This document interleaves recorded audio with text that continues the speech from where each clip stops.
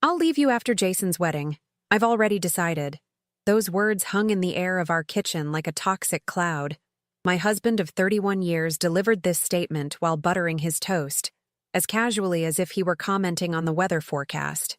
I remember the sunlight streaming through our bay windows, illuminating the dust particles between us, much like our marriage, suspended in animation, neither here nor there. I stared at his familiar profile, the profile I'd woken up to for over 3 decades, and felt my coffee cup trembling slightly in my hand. Not from shock, surprisingly, but from a strange bubbling sensation that I couldn't immediately identify. "Did you hear what I said, Margaret?" he asked, still not looking up from his meticulous butter spreading. "I heard you perfectly, Richard." I took a deliberate sip of my coffee. "You're planning to abandon your wife of 31 years after our only son's wedding, which is in exactly 3 months, by the way. How thoughtful of you to give me advance notice." That's when he finally looked up, clearly surprised by my calm reaction. He expected tears, hysteria, or begging. The bewilderment in his eyes almost made me laugh. "You're not upset?" he asked, suspicion creeping into his voice. I set my cup down carefully. "I'm processing. May I ask why? Or who?" Richard cleared his throat, uncomfortable with my composure. "It's not who you think. It's not about another woman." "I didn't say it was," I replied, though of course that had been my first thought. "It's about me. I've been unhappy for years. You must have noticed." Had I noticed? Of course I had. The separate vacations, the silent dinners, the way he'd flinch when I touched him. But I'd attributed it to the midlife crisis that never seemed to end, to his stressful job as a corporate attorney, to the empty nest syndrome after Jason left for college. I had given him space, thinking it would pass. "You've been planning this for how long?" I asked, that strange feeling still bubbling inside me. "About 2 years," he admitted, having the decency to look slightly ashamed. "I wanted to wait until Jason was settled in life. The wedding seemed like a natural transition point. 2 years, 730 days of planning his escape while sharing a bed with me. 730 breakfasts across from a woman he couldn't wait to leave. You know what's ironic, Richard?" I said, finally identifying that bubbling sensation as something between hysterical amusement and cold fury. "I've spent 31 years making excuses for your emotional absence, 31 years convincing myself that your withdrawal was temporary, and now you sit here, telling me with perfect clarity that you've been methodically planning your exit for 2 years. His jaw tightened. "I'm trying to be honest with you. Now? Now you choose honesty?" I laughed, but there was no humor in it. "What about the vacation home in Vermont? The one we just renovated? Was that part of your master plan too?" He had the grace to look uncomfortable. I thought we could sell it and split the proceeds." "How generous of you," I replied, the acid in my tone unmistakable. "And what about retirement? Our shared accounts? The business ventures we're both invested in? Have you plotted that all out too?" "Margaret, be reasonable. We can work through the logistics." "Reasonable?" I interrupted, my voice rising slightly. "You've been lying to my face for 2 years, actually, probably much longer. And now you expect me to be reasonable?" I stood up suddenly, needing to move, to breathe. The kitchen felt too small, too familiar, too much like a stage set where I'd been performing in a play without knowing the real script. "You know what's truly devastating, Richard?" I said, turning to face him fully. "It's not that you want to leave. It's that you've been gone for years. And I've been here alone, talking to a ghost, sleeping next to a stranger, planning a future with someone who was already halfway out the door." Something flickered in his eyes, guilt, perhaps, or surprise at my insight. For a moment, just a moment, I thought he might reconsider, might recognize what he was throwing away.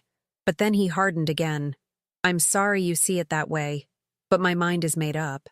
3 months, I repeated. "You'll stay until after Jason's wedding, and then you'll go." He nodded, seemingly relieved that I was accepting his terms. "All right," I said, a strange calm settling over me. "Then we have 3 months to prepare." "Prepare for what?" he asked, wariness creeping back into his voice. I smiled, and for the first time in years I felt truly awake. For the next chapter, Richard. For whatever comes next. He couldn't have known then what those words meant. He couldn't have imagined what I was already planning in the quiet recesses of my mind. After all, he'd spent so many years underestimating me. Why would today be any different? I'm going for a walk, I announced, already heading for the door. Don't wait up.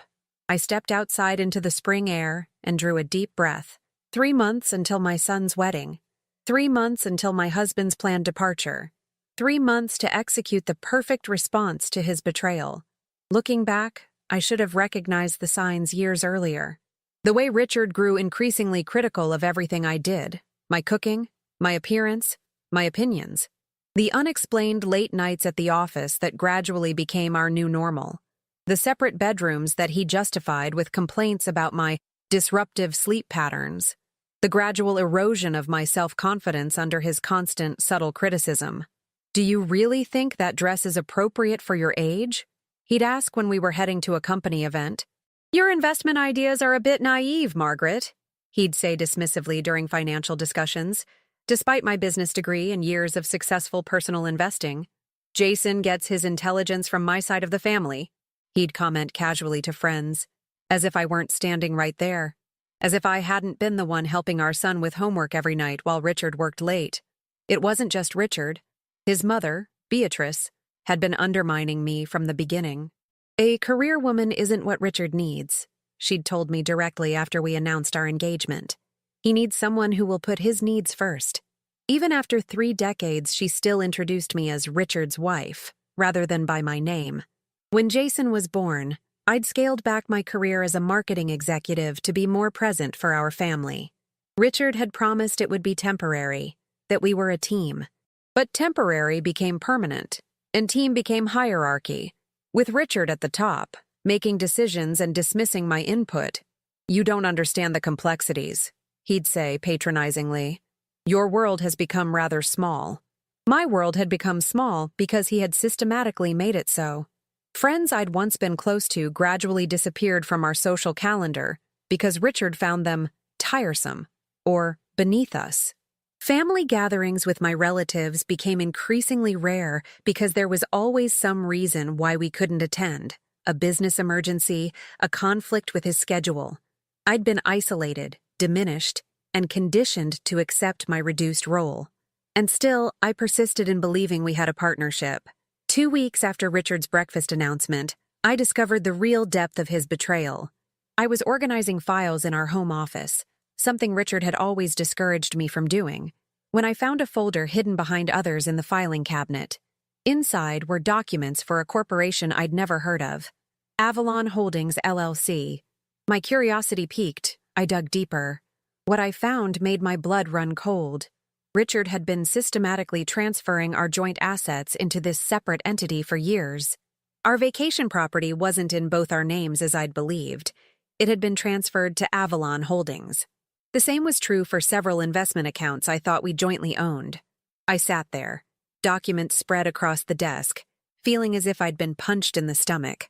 This wasn't just about Richard wanting to leave me. This was calculated financial betrayal. With shaking hands, I photographed every document before returning them exactly as I'd found them. Then I called the one person I knew I could trust, my old college roommate, Elaine, who had become a forensic accountant. I need your help, I said when she answered. And I need absolute discretion. Elaine and I met at a cafe 2 towns over, where I showed her the photos I'd taken. This is elaborate, she said, scrolling through the images on my tablet. He's been planning this for at least 5 years, not 2. And Margaret, she looked up at me, her expression grave. If you hadn't found this, you would have been left with almost nothing. How is this even legal? I whispered. It's in a gray area, she replied. Some of it might not be legal at all, especially if he forged your signature on any transfers, which, from what I'm seeing, is highly possible. I felt sick. 5 years. 5 years of calculated deception while I made his favorite meals, supported his career, maintained our home, and planned our supposed future together. What should I do? I asked. Elaine looked at me carefully. What do you want to do? It was a simple question, but one I hadn't been asked in a very long time. What did I want? I want what's rightfully mine, I said slowly. And I want him to regret ever underestimating me. That night, I maintained my usual routine. I prepared Richard's favorite roast chicken dinner. I asked about his day. I mentioned that Jason had called about wedding details. Not once did I let on that I knew the truth. As I watched Richard eat the meal I'd prepared, completely oblivious to the storm brewing inside me, I realized something fundamental had changed. The last lingering threads of love I'd been clinging to had finally snapped. In their place was something new, a cold, clear purpose. I gave everything to them, and they tossed me aside like I was nothing. I whispered to myself later that night, alone in my bathroom. The woman in the mirror looked different somehow, harder, more focused. That was the night I stopped being Richard's dutiful wife and became the architect of his downfall. I'd been a fool for years, but I wouldn't be a victim. Richard wanted to wait until after Jason's wedding to leave me with nothing? Fine. I would use those 3 months to prepare a response he would never forget. The next morning, I smiled at Richard over breakfast and asked if he'd like me to pick up his dry cleaning. He seemed pleased by my apparent acceptance of our situation. I always knew you were practical, Margaret, he said, patting my hand condescendingly. If only he knew just how practical I was about to become. I'd always been good at multitasking, a skill Richard consistently undervalued. Now, I was operating on 2 parallel tracks. Outwardly, the supportive mother helping with wedding preparations, and the acquiescent wife accepting her fate. Inwardly, the strategist methodically dismantling Richard's carefully constructed exit plan. My first call was to an attorney, not anyone from Richard's social circle, but a sharp, no-nonsense woman named Diana Levinson from a competing firm, recommended by Elaine. I met her in a private conference room, bringing copies of everything I'd discovered. Your husband has been very thorough, Diana observed, reviewing the documents. But he's made mistakes. Overconfidence leads to carelessness. What kind of mistakes? I asked. For one, several of these transfers required your signature. If you didn't sign them, I didn't. Then we have fraud, she said, a small, satisfied smile playing at her lips. And I'm particularly interested in this offshore account in the Cayman Islands. It appears he's been filtering money through his firm's client accounts first, then to Avalon Holdings, and finally offshore. That's not just fraud against you, that's potentially embezzlement from his firm. My stomach dropped. Could he go to prison? Diana looked at me directly. Do you care? The question hit me like a splash of cold water. Did I care? After 3 decades of emotional manipulation, after discovering he'd been systematically stealing what we'd built together, after learning he'd planned to leave me financially devastated, did I care if Richard faced legal consequences? I care about our son, I answered finally. I don't want to ruin Jason's wedding or tarnish his relationship with his father. Beyond that, I want justice, not revenge. Diana nodded. Then we'll proceed carefully. We need to document everything without alerting Richard. And we need to secure your financial position before he realizes you know. Thus began my covert operation. I created a new email account and a separate phone line for communications with Diana and Elaine. I scheduled our meetings during times Richard believed I was at yoga class or having lunch with friends he'd long ago stopped caring about. Meanwhile, I continued helping with wedding preparations. Jason and his fiancée Emma had chosen a beautiful vineyard venue, and there were countless details to manage. Richard, true to form, participated minimally, offering only critical comments about costs or logistics. "Mom, is everything okay between you and Dad?" Jason asked me one afternoon as we sampled cake options.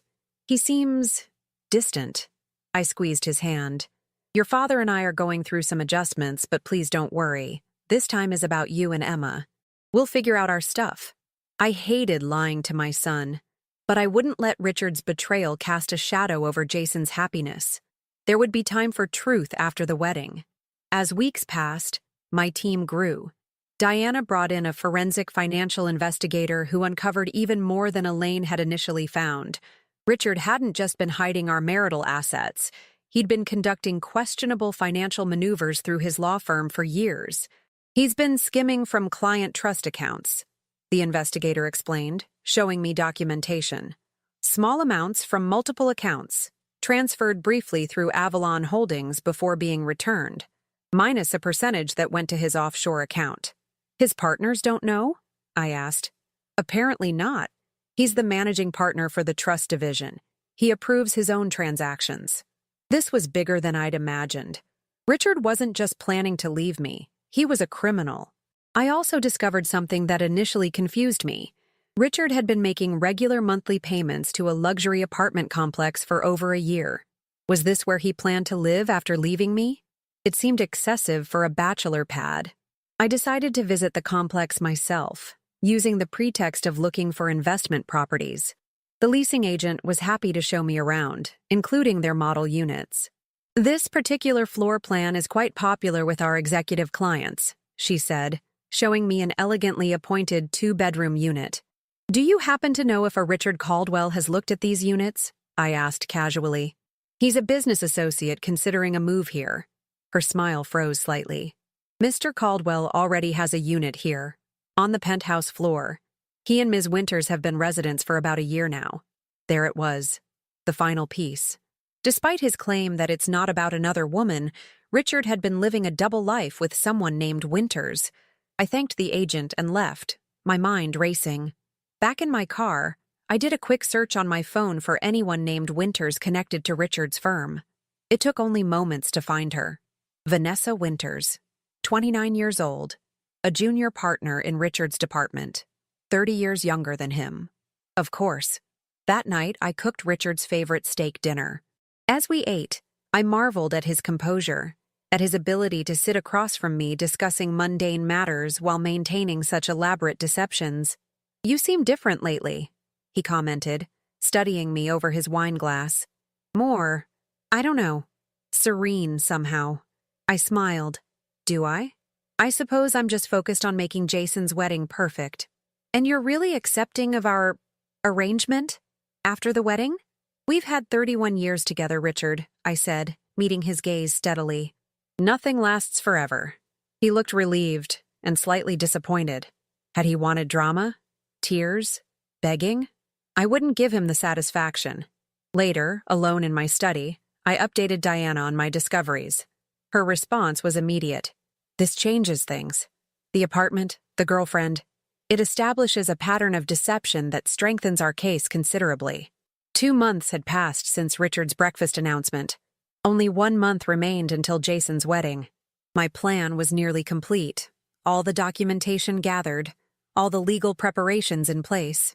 I had secured my own separate bank accounts and safety net, but I still hadn't decided exactly when and how to confront Richard. Diana advised waiting until after the wedding, as I'd originally planned. Let him think he's won, she said. The surprise will be that much sweeter. I agreed, but with one modification. Richard wouldn't be leaving me after Jason's wedding.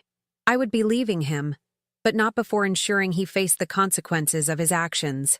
As the wedding approached, I felt a strange calm. For years, I'd been reactive, responding to Richard's manipulation and control.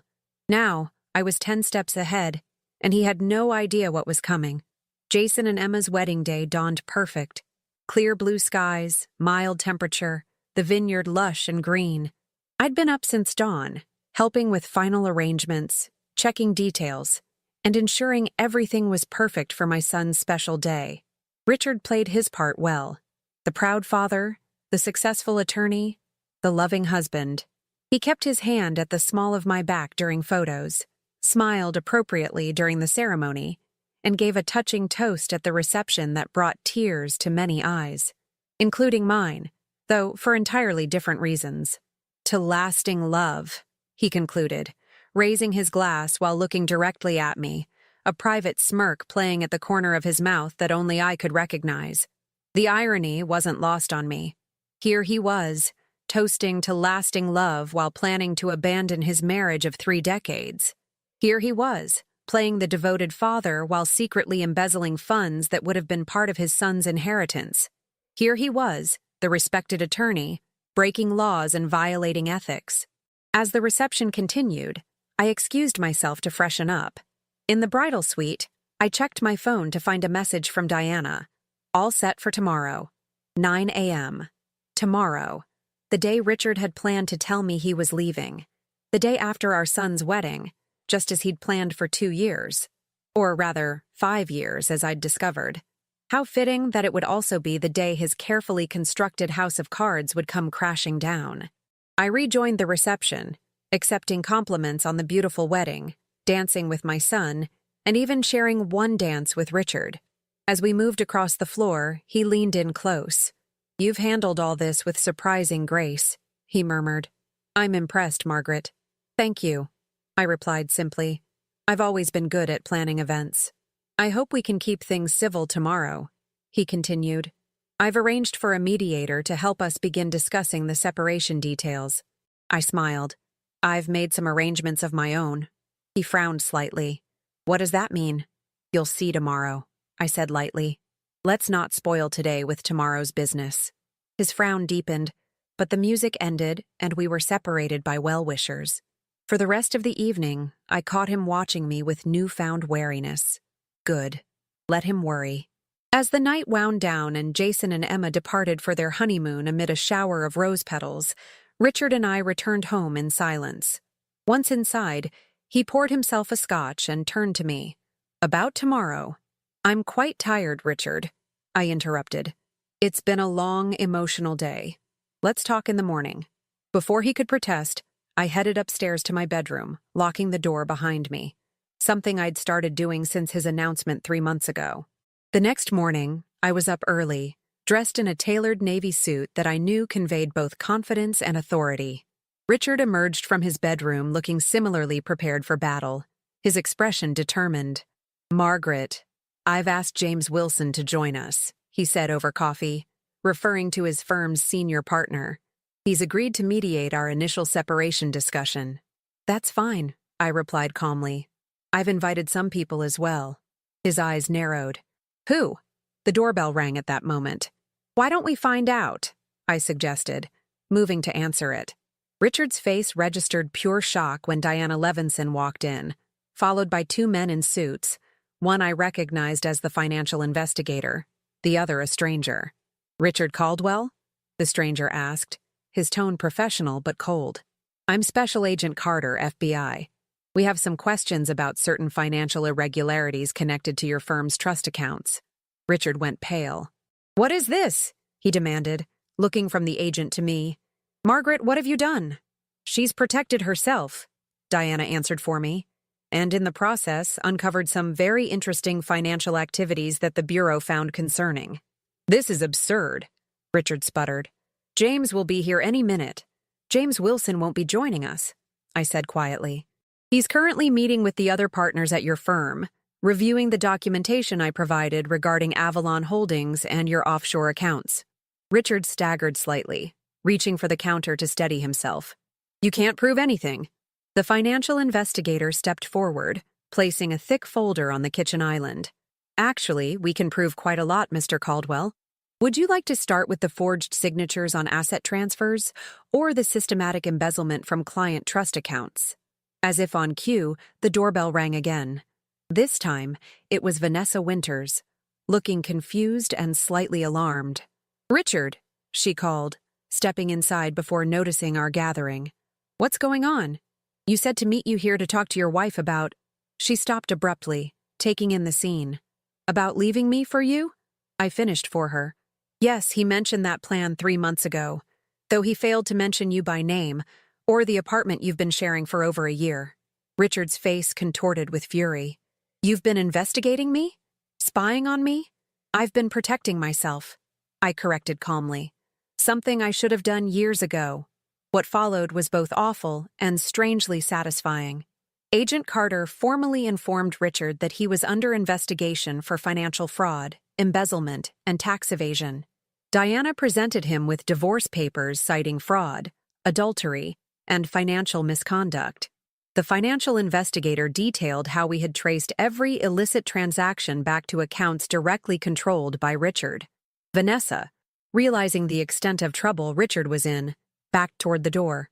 "I had no idea about any financial improprieties," she said quickly. "I need to consult with my own attorney." "Vanessa, wait," Richard called, But she was already gone, the door slamming behind her.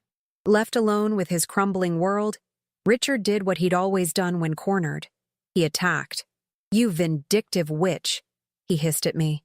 "You've been planning this all along, haven't you? Waiting for the perfect moment to humiliate me." I let his words wash over me without reaction. "No, Richard, you planned this. You planned to leave me financially devastated after using me for 31 years. You planned to abandon me the day after our son's wedding. You planned to start a new life with your girlfriend using money you stole. From me, from your clients, from your partners? I simply discovered your plan and created a better one." Diana touched my arm gently. "We should go. The movers will be here in an hour for your things." Richard's head snapped up. "Movers? What movers?" "I'm leaving you, Richard," I said, feeling a weight lift from my shoulders as I spoke the words. "The house is being seized as part of the fraud investigation anyway. I've purchased a new place closer to Jason." "You can't do this," he whispered, but the fight was draining from him as reality set in. "I already have," I replied. "Oh, and Richard, I've invited your partners and the Bar Association Ethics Committee to meet us at your office this afternoon." I thought they deserved to hear the full story directly. As we prepared to leave, Richard slumped into a kitchen chair, suddenly looking every one of his 63 years. "Why now?" he asked hoarsely. "Why not confront me when you first found out?" I paused at the door and looked back at the man I'd spent most of my adult life with, the man who had planned to discard me like an outdated appliance. "Because you wanted to wait until after Jason's wedding," I answered simply. "And unlike you, I keep my promises." 6 months after that fateful morning in my kitchen, I sat on the deck of my new lakefront home, watching the sunset paint the water in shades of gold and crimson. So much had changed, all of it, surprisingly, for the better. Richard's fall had been swift and complete. The FBI investigation had uncovered far more extensive financial crimes than even I had discovered. His firm had immediately severed all ties with him, reclaiming his partnership stake to help cover client restitution.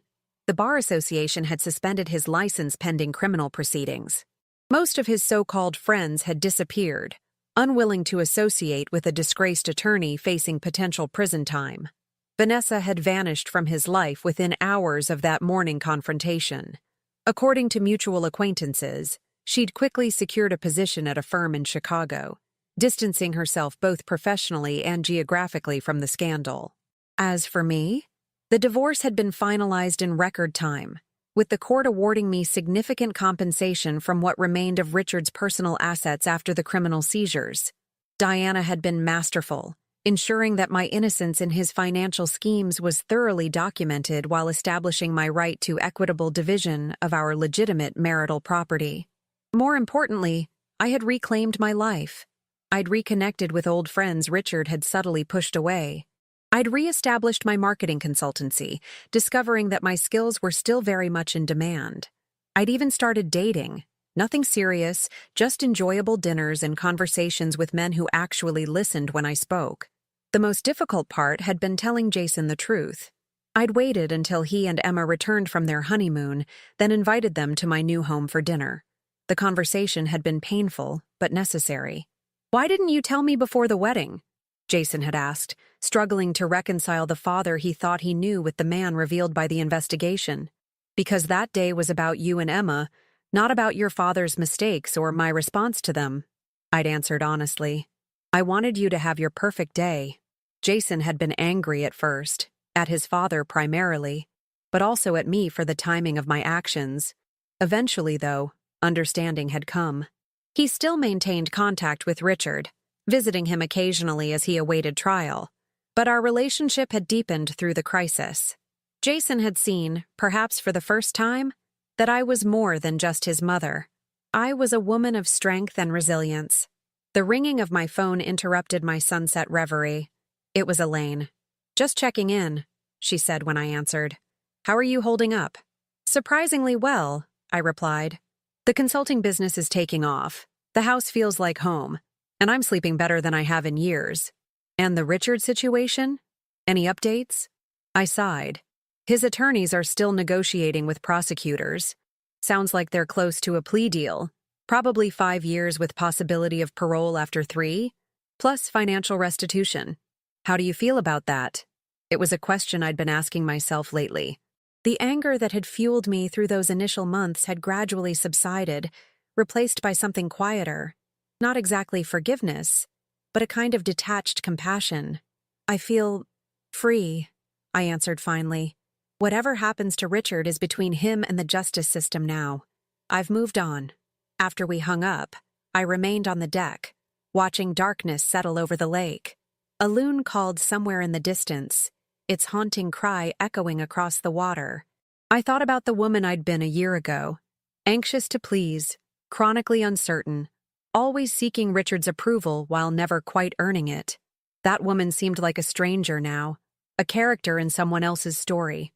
My phone buzzed with a text message from a man I'd been seeing occasionally, a widowed professor with kind eyes and a quick wit. Dinner tomorrow? That new Italian place just opened. I smiled as I typed my reply. Looking forward to it. Later that night, as I prepared for bed, I caught my reflection in the bathroom mirror. The woman looking back at me appeared younger somehow, more vital, her eyes clear and direct. There were still lines of experience around those eyes, silver threads in her hair, evidence of a life fully lived, with all its joys and sorrows. But there was something else there too, a quiet confidence, a hard-won wisdom. You underestimated me, I whispered to Richard's ghost in my mind. That was your first mistake, and your last. I switched off the light and walked to my bedroom alone, in my house, bought with my money, decorated to my taste. Tomorrow would bring new clients, new conversations, new possibilities. The past was finally where it belonged, behind me. Some marriages end in happily ever after. Mine ended in something better: freedom, strength, and the sweet satisfaction of just